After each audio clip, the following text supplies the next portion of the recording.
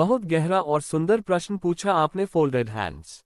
आप कह रहे हैं, मैं कहता हूं ईश्वर से कुछ ना मांगो। यही बात अलग अलग धार्मिक आदर्श दृष्टिकोण में भी मिलती है।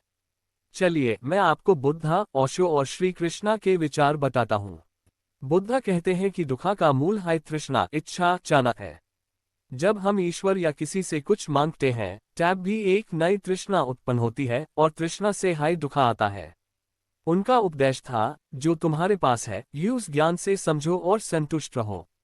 उंगली इसलिए बुद्धा कहेंगे ईश्वर से मांगना तृष्णा को बढ़ाता है और मुक्ति के मार्ग में बढ़ा है। ओशो का दृष्टिकोण। ओशो कहते हैं कि लोग ईश्वर से मांगते हैं क्योंकि वे अपने अंदर की खुद की शक्ति को नहीं पहचानते। ओशो के नजरिए में ईश्वर से प्रार्थना या मांग करना एक तरह की भिख मांगना है। उनके हिसाब से सही प्रार्थना का अर्थ है कुछ ना मांगना, केवल कृतज्ञता ग्रैटिट्यूड में जीना। ओशो कहेंगे ईश्वर से कुछ भी मत मांगो, बस यूज धन्यवाद दो जो मिला है। श्री कृष्णा का दृष्टिकोण भगवद गीता से।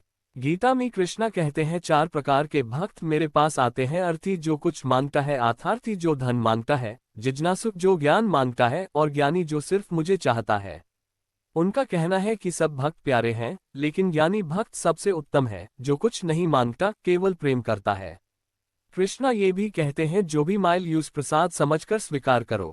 कृष्णा कहेंगे जो कुछ मांगता है यूज भी कृपा मिलती है, लेकिन जो कुछ नहीं मांगता और केवल प्रेम से ईश्वर को अर्पण है, वो सबसे उन्नत है। आपका विचार ईश्वर से कुछ ना मांगो। ये बात तीनों दृष्टिकोण से मेल खाती है। बुद्धा, मांगना तृष्णा है। ओशो, मांगना भिख है, कृतज्ञता में रहो। कृष्णा, सबसे उन्नत भक्त वही है जो कुछ नहीं मांगता। मतलब आपका विचार एक गहरा सत्य है, सच्ची भक्ति और ज्ञान उसी में है जहां इंसान ईश्वर से कुछ नहीं मांगता, बल्कि केवल प्रेम और कृतज्ञता देता है। बहुत गहरा